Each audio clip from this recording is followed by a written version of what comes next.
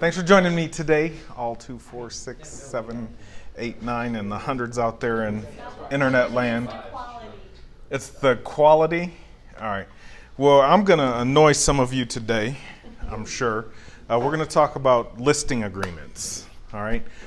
We have seen, we've actually, our listing volume has gone way up, and we have been having a hard time tracking down properly completed listing agreements. Ooh, it's tough, right? So, it is the exclusive right to sell listing. Is that it? F101, exclusive seller brokerage engagement. F101. Question for all of y'all. Is that the only form you need for a listing agreement? No. What else do we need?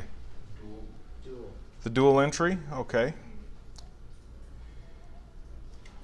Seller's disclosure. Possible lead Dual payment. entry.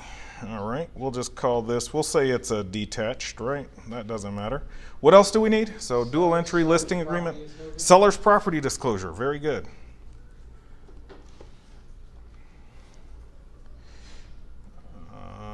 Anybody know form numbers? No? Is that 401? Package. Is it 701? Is that it? Nope, that's the amendment. 401 we said? That's all finance. 301. You guys see? See? Who knows these numbers? Nobody knows these numbers, right? 301 was right. Fourth try, right? So let's just search disclosure. If I can spell disclosure, I know I can put numbers in there, right? Yeah, so you can go through them. Comes all up. We all know how to search, right? All right.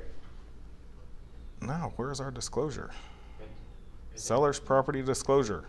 Everybody know about the latent defects form and when it's used for? All right. Real quick for you, the latent defects is typically for people who don't want to disclose anything. You are still obligated to disclose, and it is the form we will use for this on this transaction. It's just a checkbox saying there are no latent defects that they're aware of, instead of going through. It's typically used for people, investors who have never lived in the home. They have no idea what's not. A defect that has been fixed is no longer a defect, if that makes sense. So say for instance, the house I'm selling, the guys never lived in it. Would we use that 302 then? Yes, you could use the 302. But I had him fill out 301. Is that okay? He can fill out the 301 as well. Okay. Either one. If a lot of times what will happen is investors and people, he hasn't lived in the house, he's only owned it for a month, so they go, well, I don't know all this stuff. Well, okay, we'll just use the short form. It's kind of a shortcut, if you will. What else might be needed? Lead-based paint, possibly. Lead-based paint, absolutely. Disclosure of information on lead-based paint. Association? And community. Go ahead and put an easy sell authorization. Put an easy sell authorization? That's a good point. Oh goodness! So there's lots of stuff to put in these, right? Oh, listing presentation package, 5 items. Oh, that was super easy, wasn't it? Packages at the top. Your package is right there, including an estimated net to seller. That is a good thing to give to your seller. It'll give them an idea of how much money they'll be walking away with. So under packages, we have the listing presentation package. That'll get you your forms, right? Oh, that's for everyone? Yep. It is a package. For you? No, I mean Everybody has access to packages. So we do everything we can here to help you sell more homes in less time, right? We try to. Any suggestions, we're always, give it to us. We will add things in there. Like we could probably add the easy sell authorization because it is loaded. You don't really need that though for the listing, or if you're getting a listing, you can automatically submit those. All right, so makes it real easy. Check the box next. All your forms are in there. Whew, that was hard work. That was a whole lot of hard work. All right, let's jump in. The only one that I want to talk about here today, this morning, is the actual exclusive listing agreement. Excuse me. Property address, we all know how to fill that in, right? Make sure you get the tax parcel ID number in there as well. All that stuff gets filled in on this page so we can manually enter the address. Everything has to be filled in here. People have run into problems. We allow for a legal description on fee simple homes. Item 2, the deed book and page.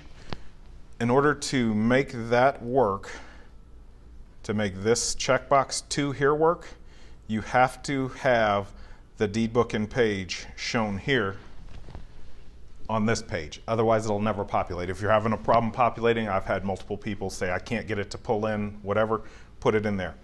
Any deed book and page from the tax records is technically okay. The legal description on that deed book and page is the same on the other one and on the same as every other one. And that is all this is referencing. And deed book and page is okay for our brokerage. Excellent, right? We like to make things easy on you. If you, for some reason, you're like a stickler, I want the legal description, email the help desk, we'll pull the legal description, send it to you so you can use that instead. And you can click one attached as an exhibit here too. All right? Listing period. Terms of this agreement shall begin on the date of the day you're starting. Go ahead. Back to the descriptions. If it's a condo, do you have to use for? You are supposed to use for. You should use for. Am I going to hold you GREC compliant? No, we are not. But you should as a course of business. Item 4, describe property as a condominium unit. You get all that information. Again, you can email the help desk and we will get all that for you. We'll pull the actual tax record for you and send it to you so you can fill in all the information. Or if you provide us with the deed book and page and ask us to do it, help will do it, right? They'll put your listing presentation together for you. I need a listing presentation for 123 Main Street. Can you put this together? Will they have it for you in an hour if you need it in an hour? No. If you need it the next day and you send it today, yes, they'll give it to you. They'll get it to you. They'll create your transaction, do everything for you. So do all that. Yes, fill this out for you. So what information do you need from us? You just No, like address, price, that's it? Whatever you want us to put in here. Okay. If you just want us to get the listing presentation, because at this point we don't know the price, right? You haven't spoken with the sellers, or maybe you have, but this is all part of the listing presentation package. So most of it is blank. Address, seller's name, seller's legal names. Just so if you just give us the address, we're going to put the legal names that are on the tax record in there. And if it's wrong, we won't know. Make sense? All right. Listing period. Yeah. What's a good listing period? How long? Any ideas? 90 days, 6 months, 30 days. See, whatever the seller will let you list the property for. Just get the listing. We'll worry about the details later, right? Make sense? Typically 60 days is kind of a minimum. 30 days, crazy things can happen in the market in 30 days. But 60 days is good. 6 months, I would actually shy away personally from 6 months, but just get the listing, whatever you can do. Negotiation, seller does authorize you to assist. That should be 99% of the time because they don't know what they're doing. All right. First MLS and Georgia MLS, we're in both. It could just be first MLS if you're not a member of Georgia MLS, which is fine. Big one that gets messed up a whole bunch, commission. This is total commission. This is what you're agreeing to share with the co-op broker. So 6 and 3 is kind of I don't even want to say typical. 6 and 3 is what it is, you know. 6 and 2.5 we've seen a lot more of, where you as the selling agent get quite upset because the listing agent kept 3.5% of the commission. There's a big brokerage that's doing that a lot recently, where it is 6 and 2.5 to the co-op, right? So that can be whatever it is. Just remember that your portion is that minus that, unless you double side the transaction. Good deal? Protected period. So protected period is if you show a property, you not only show the property, another agent shows the property, but they actually have written a contract pretty much. That's what it's going to take for a property to be considered in the protected period. All right. If your contract is terminated and the seller signs with another brokerage, that actually wipes out your protected period, as long as you didn't have a binding contract on it. Kind of interesting, it's written all in there, right? Won't get into too much of that right now. Just know that it's a lot like the buyer brokerage agreement. It's essentially not worth the paper it's written on, right? I see Jay just glaring at me back there. He hates when I say that, but that's my take on it, right? As a brokerage, we're not going to sue a buyer or seller if they don't sell the house unless it is like just outrageous why they didn't. You are independent contractors. None of you are employees of the broker. That should be easy. We do not practice dual agency or sub-agency. Okay? Questions on dual agency? Sub-agency? Everybody know what sub-agency is? No? No? No. We don't practice it. I'm not going to go into it. Basically, what it says is the buyer's agent doesn't actually represent the buyer. They represent the seller as well. That's real simple form. Yes, exactly. We don't practice it here. It is practiced in other parts of the country quite regularly. All right. Special circumstances page. Just make sure that if any of these take place, know that you should actually probably contact Jay or myself, one of us, and kind of go over the scenario, especially if you've never dealt with bankruptcy, divorce, or other estates, short sales, that sort of stuff. So, seller not on title. The seller doesn't have title of the property. Yeah, that's those wholesaler deals, right? All right. Any questions on filling this thing out on the front pages? I really want to quickly just make one more point here. We're going to go down here to this little section here. The following brochures have been received by the seller. 99% of the time, none of those are checked. You guys don't check any of them. You're not sending any of these brochures to the seller. Let me say this. I am going to have a package made that says brochures so that you can just go in and add all the brochures. It's already there. Is there? Yeah, it's in the packages. It's there. All the brochures are in the packages? All the brochures Oh. are in the packages. Perfect. And you just click. See, I didn't even know that. But it's literally a check of a box and send them. You just email them over. They've received them. Whether or not the seller reads them, that's kind of up to them.